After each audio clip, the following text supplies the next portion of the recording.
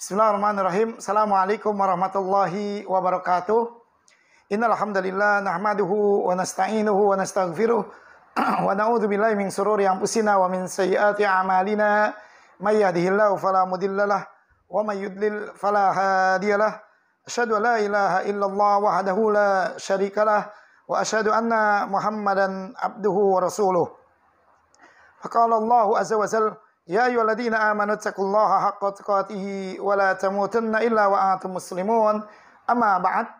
Kaum muslimin, muslimat rahimahullahu taala,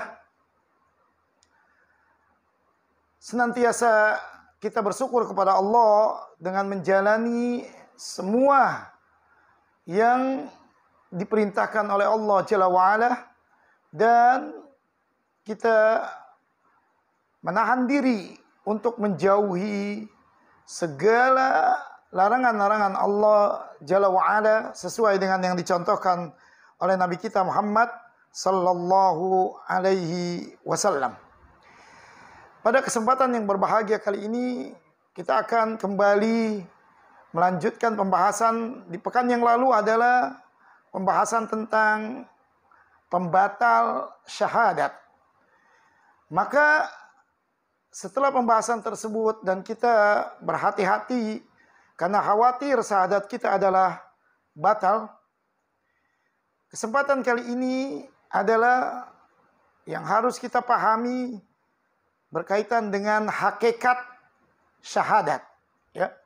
Jangan-jangan yang selama ini kita bersyahadat, asyhadu alla ilaha illallah wa asyhadu anna Muhammadan abduhu wa rasuluh, tetapi kita tidak tahu hakikat syahadat tersebut, ya, maka ini sangat dikhawatirkan, ya.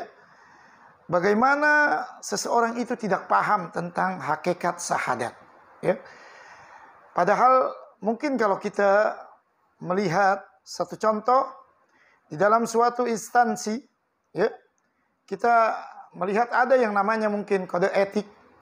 Di situ satu yayasan mungkin mempunyai kop surat tersendiri, stemper tersendiri, seragam, ya, dengan variasi tersendiri, ya, dan dia masuk dengan waktu-waktu yang telah diatur sehingga seseorang akan dengan mudah mengetahui hakikat dari instansi tersebut adalah yayasan anu dan anu. Dia tahu. Pun demikian, seseorang yang bersyahadat, dia harus paham dan memahami tentang hakikat daripada syahadat itu sendiri. Maka pembahasan ini, ya, adalah pembahasan yang dinukil dari Mukhtasar Syarhi Ahkamil Islam, ya, ringkasan penjelasan tentang rukun Islam. Maka hakikat syahadat asyhadu an la ilaha illallah wa asyhadu anna Muhammadan abduhu wa rasuluh ada tiga, ya. Hakikat dari syahadat itu bahwa seseorang, aku bersaksi bahwa tidak ada yang berhak diibadahi kecuali Allah, dan aku bersaksi bahwa Nabi Muhammad adalah hamba dan utusan Allah. Maka ucapan ini, ucapan syahadat ini, hakikatnya ada 3 poin. Poin yang pertama, mengesahkan ibadah hanya kepada Allah Jalla wa'ala. Ya. Semua rangkaian ibadah, ya, kita wajib, ya, memfokuskan, menunjukkan, mengarahkan hanya kepada Allah Jalla wa'ala. Ya. Allah Ta'ala berfirman dalam surah Jin, ya, Al-Jin, ayat yang ke-20. Qul innama ad'u rabbi wa la usyriku bihi ahada. Ya. Qul innama ad'u rabbi. Ketahuilah hai Muhammad, sesungguhnya aku hanya beribadah, ya, menyembah Tuhanku, yaitu Allah. Wala usyriku bihi ahada. Ya. dan aku tidak mempersekutukannya dengan sesuatu apapun. Ya. Ayat ini menjelaskan bahwa wala usyriku bihi ahada, sesuatu dalam ayat ini adalah seperti misalkan batu, pohon, ya, kemudian jabatan, ya, wanita, ya, harta, dan yang lain-lain. Ya. Sehingga ibadah hanya kita tujukan kepada Allah Jalla wa'ala. Ya. Hanya kepada Allah. Karena Allah memiliki sifat Esa. Ya. Di mana di dalam surah Al-Ikhlas, Allah Ta'ala firmankan, Qul huwallahu ahad. Katakan, hai Muhammad, bahwa Allah itu adalah Esa. Dan kita harus pahami bahwa keesaan Allah, Allah memiliki sifat Al-Ahad. Atau dalam redaksi yang lain, Allah memiliki sifat Al-Wahid. Ya. Maka pemahaman para ulama berkaitan dengan sifat tersebut. Yang pertama, nama Allah Al-Ahad dan Al-Wahid, ya, maksudnya untuk meniadakan, ya, Allah dari yang semisal tandingannya, ya, dan setara dengan Allah, ya, seperti firman Allah dalam surah Maryam ayat yang ke-65, hal ta'lamu lahu samiyya, ya, apakah kamu mengetahui ada seseorang yang sama dengan dia, ya, maksudnya dengan Allah. Kemudian seperti dalam surah As-Surah ayat yang ke-11, laisa kamitslihi syai'un wa huwa samiul basir. Tidak ada sesuatu pun serupa dengan Allah, dan dialah Allah yang Maha mendengar lagi Maha melihat. Yang kedua, Allah memiliki sifat Esa, yaitu penetapan nama Allah Al-Ahad, Al-Wahid bertujuan untuk membatalkan segala bentuk takyif yang ingin menggambarkan bagaimana Allah yang Maha Esa tidak ada yang semisal dengannya. Ya. Jadi tidak bisa digambarkan. Ya. Yang ketiga, nama Allah ini, ya, nama Allah Al-Ahad, Allah Al-Wahid. Ya. Nama ini juga berarti penetapan semua sifat sempurna bagi Allah. Ya, karena tidak ada yang lebih agung dan lebih indah dari sifat-sifat Allah Jalla wa'ala. Yang keempat, dalam nama tersebut menunjukkan bahwa sifat-sifat Allah yang paling puncak dan paling sempurna. Sebagaimana Allah Ta'ala berfirman dalam surah An-Najm, wa anna ila rabbikal muntaha, dan bahwasanya kepada Rabbmu lah kesudahan segala sesuatu. Yang kelima, nama ini juga menafikan Allah Jalla wa'ala dari sifat kekurangan. Ya. Jadi Allah Maha Esa, ya, ini menafikan sifat-sifat kekurangan dari sifat Allah, yang meniadakan. Ya. Karena Allah yang Ahad, berarti Allah bersendirian dalam sifatnya yang sempurna, tidak semisal dengan apapun. Ya. Makanya Allah menyatakan pula dalam surah Az-Zumar, Subhanah, wallahul wahidul qahar. Maha suci Allah, dialah Allah yang Maha Esa lagi Maha mengalahkan. Yang keenam, ya, makna daripada mengesakan Allah, dari nama ini wajib menetapkan keesaan Allah yang sempurna dalam zat, sifat, perbuatan, serta keyakinan dalam hati seorang mukmin. Yang ketujuh, dari nama ini wajib mengesahkan ibadah kepada Allah dan ikhlas kepadanya. Karena itulah Esa dalam menciptakan, memberi rizki, memberi segala nikmat, menghalangi sampai pada mematikan, maka hanya Allah semata yang patut diibadahi. Yang kita ibadahi hanya Allah Jalla wa'ala. Ya. Kemudian mungkin yang terakhir, ya, yang kedelapan, ya, ini sebagai bantahan kepada orang musyrik dan seluruh ajaran menyimpang lainnya yang tidak memuliakan Allah dengan benar, yang malah menjadikan sekutu bagi Allah dalam berbuat syirik. Ya. Sifat mereka orang musyrik seperti yang Allah Ta'ala sifatkan dalam Al-Quran. Ya. Kemudian, ya, itu yang pertama. Hakikat daripada syahadat adalah mengesahkan Allah dalam beribadah. Ya. Yang kedua, yaitu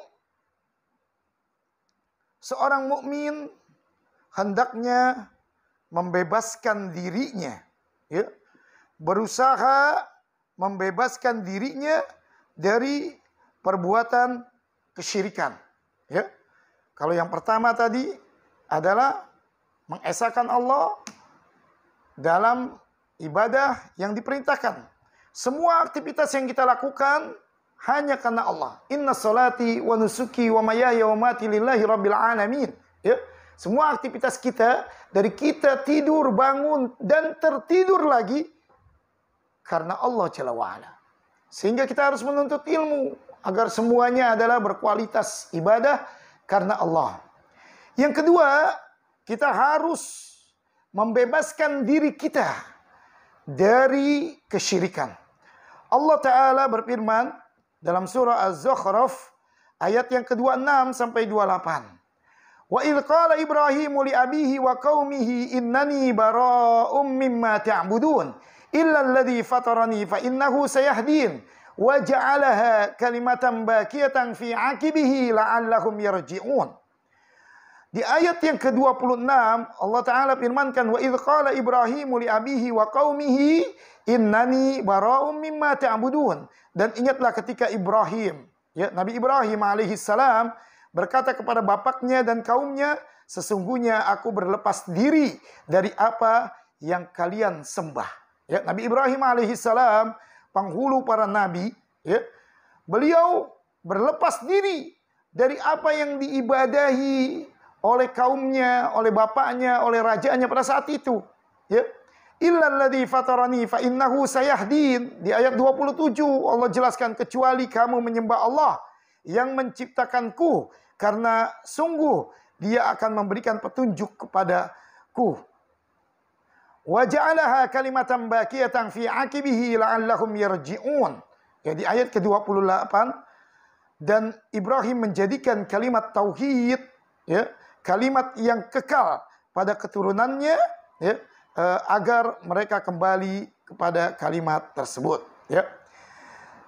Dalam ayat tersebut dijelaskan, ya, bahwa ketika Nabi Ibrahim memerangi berhala, ya, mereka berlepas diri kepada semua, ya, termasuk kedua orang tuanya. Ya, dia berlepas diri. Ya, sehingga hakikat daripada syahadat adalah membebaskan diri kita, berlepas diri kita dari perbuatan kesyirikan. Ya. Dan kesyirikan ini banyak bentuknya, ya. Baik dalam bentuk lisan, ucapan, ya, dalam bentuk perbuatan, maupun dalam bentuk keyakinan. Ya. Tiga bentuk ini yang seseorang jangan menyangka cuma kesyirikan itu hanya sebatas menyembah berhala. Ya. Padahal banyak sekali kesyirikan, ya, banyak sekali. Ya. Bisa saja selama ini, ya, dia berdoa, ya, meminta kepada Allah dengan wasilah orang-orang yang mati. Dia datangi kuburan-kuburan yang katanya dikeramatkan, rumah-rumah atau goa-goa yang katanya dikeramatkan, tempat-tempat, ya, atau pohon yang katanya dikeramatkan mendatangkan keberkahan. Selama tempat-tempat tersebut tidak ada dalil, maka itu bukan keberkahan. Ya, yang ada adalah kesyirikan.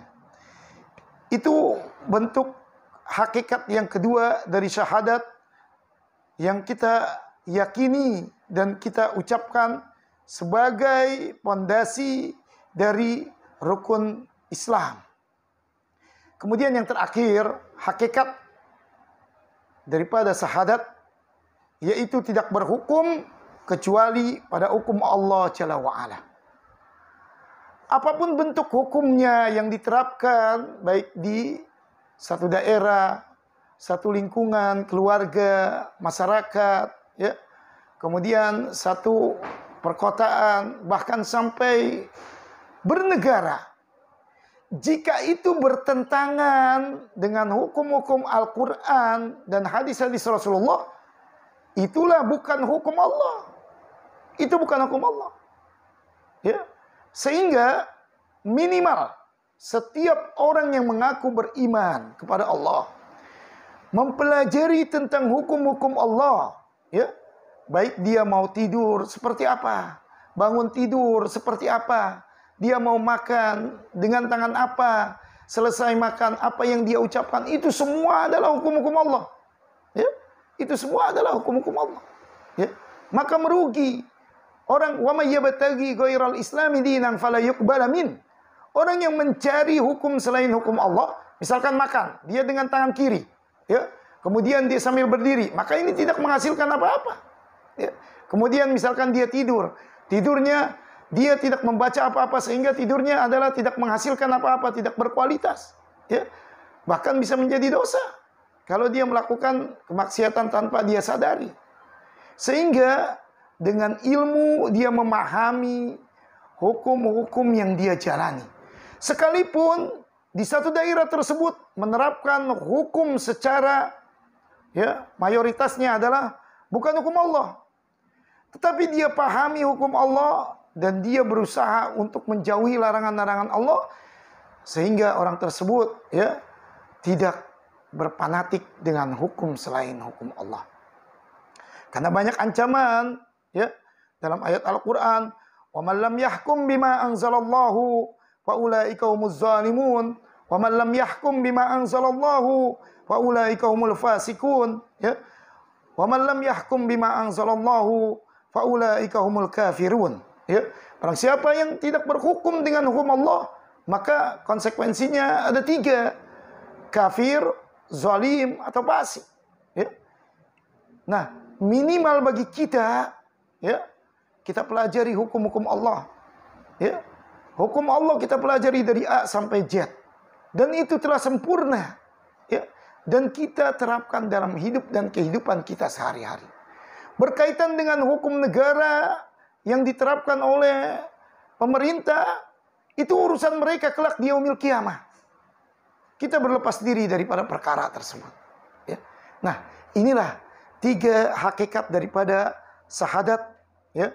Yang pertama, mengesahkan Allah di dalam semua bentuk ibadah hanya kepada Allah. Yang kedua adalah membebaskan diri kita dari perbuatan kesyirikan. Dan yang ketiga, tidak berhukum dengan hukum selain daripada hukum Allah. Mudah-mudahan ini bermanfaat bagi kita semua. Subhanakallahumma bihamdika, asyhadu an la ilaha illa anta, astaghfiruka wa atubu ilaik. Assalamualaikum warahmatullahi wabarakatuh.